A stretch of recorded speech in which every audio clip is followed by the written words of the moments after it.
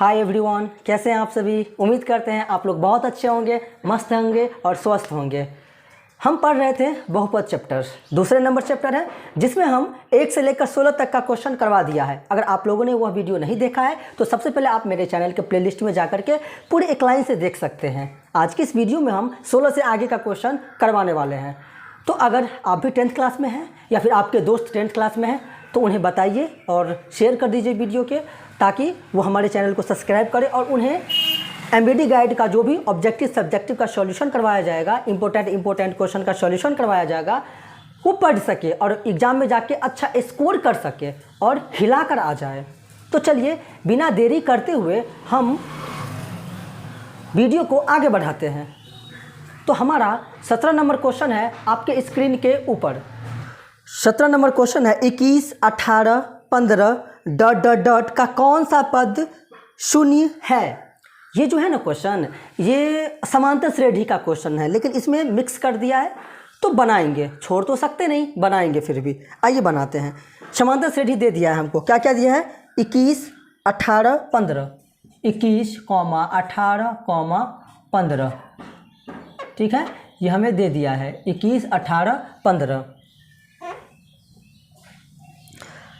कौन सा पद बोल रहा है कि शून्य है। हमें नहीं पता है कि कौन सा पद शून्य है, तो हम क्या करेंगे, मान लेंगे कि माना एनवा पद क्या है, शून्य है। तो सबसे पहले आप क्या कीजिए कि जैसे एपी नजर आए तो दो काम सबसे पहले कर लीजिए, उसके बिना अधूरा है। पूरे समांतर श्रेणी चैप्टर जो है दो चीज़ के बिना अधूरा है। क्या है सर वो दो चीज़, एक प्रथम पद ए, दूसरा सार्वंतर डी। ये दोनों आपको निकालना ही पड़ेगा। तो प्रथम पद हमारा एक हो जाएगा क्या, तो 21 हो जाएगा। डी बराबर फॉर्मूला क्या होता है, A2 माइनस A1, दूसरा पद माइनस पहला पद। दूसरा पद क्या है, 18 माइनस A1 क्या है, 21। 18 से 21 तो नहीं घटेगा, 21 से 18 घटाइए तो क्या होगा, माइनस का 3। और प्रथम पद क्या है, 21 है। दो चीज़ हम निकाल लिए और मान लेंगे कि एनवा पद जो है वो क्या है, शून्य है। ऐसा हम क्या करेंगे, मान लेंगे कि एनवा पद शून्य है। चूँकि हम जानते हैं कि एन का फॉर्मूला क्या होता है, a plus n minus 1 into में क्या होता है, डी होता है। एन को हम क्या माने हैं, शून्य माने हैं। ए का वैल्यू क्या है हमारे पास, 21 प्लस में n माइनस 1 ऐसे ही रहने दीजिए, ऐसे ही रहने दीजिए। डी का वैल्यू हमारे पास क्या है, माइनस का 3 है। अब यहाँ से हम क्या कर सकते हैं, प्लस का 21 इधर लेकर आ जाइए तो माइनस का 21 हो जाएगा। बराबर में 3 को प्लस माइनस क्या हो जाएगा, माइनस 3 को n से गुना कीजिए तो 3n, माइनस माइनस प्लस 3 को 1 से गुना कीजिए तो 3 हो जाएगा। ये प्लस का 21 इधर आ जाएगा तो क्या बन जाएगा, माइनस का 3 बन जाएगा। माइनस का 21 माइनस का 3 इक्वल टू माइनस का 3n यहाँ से हो जाएगा। माइनस माइनस क्या होता है, माइनस, लेकिन दोनों को क्या करेंगे, जोड़ देंगे। 21 साथ 3 कितना हो जाएगा, 24। बराबर में क्या है, 3n है। माइनस से माइनस गया, 3 का 3, 3 अट्ठे 24, 3 अट्ठे 24, तो n इक्वल टू क्या निकला, 8। तो हम कह सकते हैं कि 8वां पद जो है वो क्या निकलेगा, शून्य निकलेगा। तो ऑप्शन नंबर जो हमारे पास बी है वो करेक्ट आंसर हो जाएगा। Option number B is the correct answer. चलिए अगला क्वेश्चन देखते हैं आपके मोबाइल स्क्रीन पर। 18 में कहता है कि निम्नलिखित में से कौन बहुपद नहीं है। कौन बहुपद नहीं है। बहुपद का डिफिनीशन होता है कि चर का घात पूर्ण संख्या में हो। पूर्ण संख्या का अर्थ है कि 0, 1, 2, 3 ऐसा अगर घात होता है, ऊपर वाला होता है, तो हम कहेंगे कि वो बहुपद है, अन्यथा नहीं है। जैसे पहला ऑप्शन है हमारे पास, क्या है पहला ऑप्शन, तो माइनस का 7, तो इसका घात क्या है, इसका घात क्या होता है, इसका घात 0 होता है। हमने क्या कहा आपको कि चर का घात जो है वो किस में होना चाहिए, पूर्ण संख्या में होना चाहिए। तो इसका घात तो पूर्ण संख्या में, चर का घात तो पूर्ण संख्या में नहीं है, तो ये हमारा क्या हो जाएगा, बहुपद नहीं होगा। लेकिन आप देखिए अपने स्क्रीन पे कि सी नंबर ऑप्शन जो है, सी नंबर, उसमें भी हम क्या देख रहे हैं कि 3√x है और उसके बाद है कि प्लस में 2x प्लस में 7 है। तो आप इसमें भी देखिए ना कि रूट अगर हटेगा तो 3x का पावर 1/2 हो जाएगा। तो हमारे हिसाब से बहुपद तो ये भी नहीं है, बहुपद तो ये भी नहीं है। और बी और डी में देखिए कि उसका घात जो है ना वो पूर्ण संख्या में है, उसका घात पूर्ण संख्या में है। तो आई थिंक इन दोनों में से ही कोई होगा, लेकिन ऑप्शन नंबर ए दिया है। जो भी हो आपको कंसेप्ट याद रहना चाहिए, आपको कंसेप्ट याद होना चाहिए कि घात पूर्ण संख्या में हो चर का, वो बहुपद कहलाता है। ठीक है, चलिए 19 नंबर क्वेश्चन है आपके स्क्रीन पर कि घात एक वाले बहुपद क्या कहलाता है। तो घात एक वाले बहुपद रैखिक कहिए या एक घाती कहिए। घात एक वाले बहुपद क्या कहलाता है? तो रैखिक बहुपद क्या कहलाता है? रैखिक बहुपद या एक घाती भी कहते हैं, एक घाती या फिर ये भी कहते हैं रेखीय भी कहते हैं। क्या कहते हैं? रेखीय भी कहते हैं। 3 नाम से इसे लिखा जाता है, आप याद रखिएगा। और 2 घात वाले बहुपद को द्विघाती, जिसमें 3 घात हो त्रिघाती, याद रखिएगा इस चीज़ को आप। चलिए नेक्स्ट नंबर क्वेश्चन है आपके मोबाइल स्क्रीन पर। 20 नंबर क्वेश्चन है आपके स्क्रीन पर। कुछ द्विघात बहुपद दे दिया है, एक्स स्क्वायर माइनस में 9x प्लस में 2a, एक्स स्क्वायर माइनस में 9x प्लस में 2a। ये हमारा क्या है? एक द्विघात बहुपद है। और शून्यकों का गुणनफल भी दे दिया है हमको 8। शून्यकों का गुणनफल का मतलब क्या होता है आपको पता होगा ना, अल्फा इंटू बीटा। इसी को कहते हैं हम क्या? इसी को हम क्या कहते हैं? शून्यकों का गुणनफल, मतलब गुणा। शून्यक 2 है ना, उनका गुणनफल हो रहा है, ये भी कहते हैं। या फिर मूलों का गुणनफल भी कहते हैं, या फिर अल्फा इंटू बीटा भी कहते हैं। 3 चीज़ इसे कहते हैं और सबका एक ही फॉर्मूला होता है। क्या होता है? C/A। तो अल्फा इंटू बीटा हमको दे दिया है कितना? 8 दे दिया है। अब हम यहाँ से हमें बोल रहा है उसका मान निकालने के लिए, है ना। a का मान हमें बोल रहा है निकालने के लिए। कैसे निकालेंगे? ध्यान दीजिएगा। अल्फा इंटू बीटा क्या दिया है हमको? अल्फा इंटू बीटा क्या दिया है? 8 दे दिया है। अच्छा, अल्फा इंटू बीटा का फॉर्मूला क्या होता है? C/A इक्वल टू 8/1 लिख सकते हैं ना अपने मन से। नीचे में कुछ नहीं होता है तो एक छुपा हुआ रहता है ना।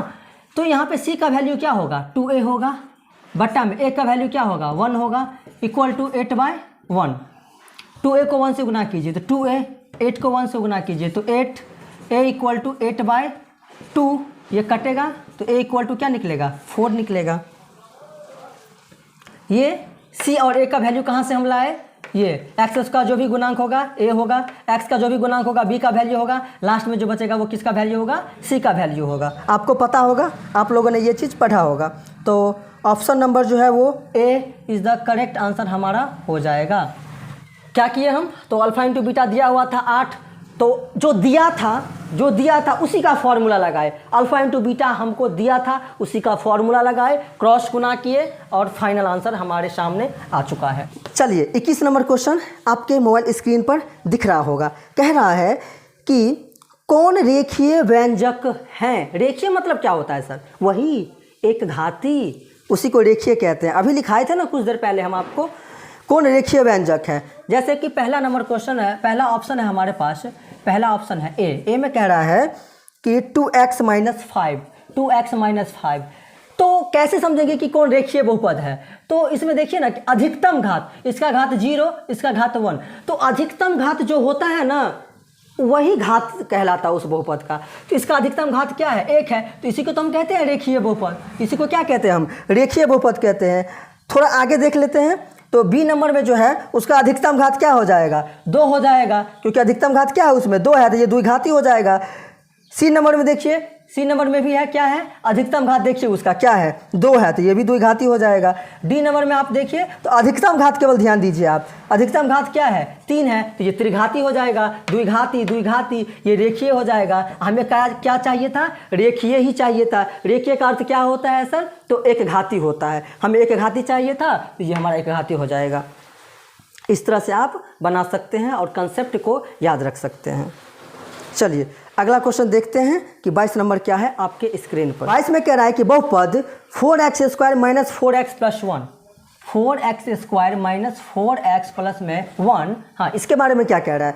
बोला है कि मूलों का गुणनफल होगा। मूलों का गुणनफल हमसे पूछा है। देखिए, चाहे आपसे पूछे क्या कि मूलों का गुणनफल, या पूछे आपको शून्यकों का गुणनफल, या पूछे आपसे कि अल्फा इंटू बीटा, इस तीनों का एक ही फॉर्मूला होता है। क्या? तो C/A। क्या फॉर्मूला होता है? C/A। तो हमें एक द्विघात बहुपद दे दिया है और बोल रहा है कि मूलों का गुणनफल क्या होगा। इस तीनों में से कोई भी पूछे तो आपको एक ही फॉर्मूला लगाना है। क्या फॉर्मूला लगाना है? C/A लगाना है आपको। तो यहाँ से हम ABC का मान नहीं निकाल सकते। A इक्वल टू क्या हो जाएगा? 4, B इक्वल टू क्या हो जाएगा? -4, C इक्वल टू क्या हो जाएगा? 1। तो फॉर्मूला क्या होता है मूलों का गुणनफल का, c/a। तो c का वैल्यू आपके पास क्या है 1, a का वैल्यू आपके पास क्या है 4, तो 1/4 इसका आंसर हो जाएगा। आइए देखते हैं कि कितने में ऑप्शन है। तो ऑप्शन नंबर सी जो है वो करेक्ट आंसर हो जाएगा। ये सारी चीज़ें, ऐसे ऐसे सवाल जो है ना आप देख कर उसका आंसर दे सकते हैं। बात समझ रहे हैं आप मेरा? ऐसे ऐसे क्वेश्चंस को आप देख कर दे सकते हैं आंसर। वो कब होगा? जब आप प्रैक्टिस कीजिएगा तब होगा। तो इसीलिए इस सबको लिखने की ज़रूरत नहीं है, हम आपको लिख कर बता रहे हैं, डिटेल में बता रहे हैं ताकि आप समझिए अच्छे से। इसलिए नहीं तो ऐसे ऐसे सवाल को हम पर्सनली मैं बात करूं, बहुत सारे स्टूडेंट्स भी देख कर जवाब दे सकता है, इसका आंसर देख कर मार सकता है। इसलिए आप प्रैक्टिस कीजिए, जितना प्रैक्टिस कीजिएगा उतना अच्छा रहेगा आपके लिए।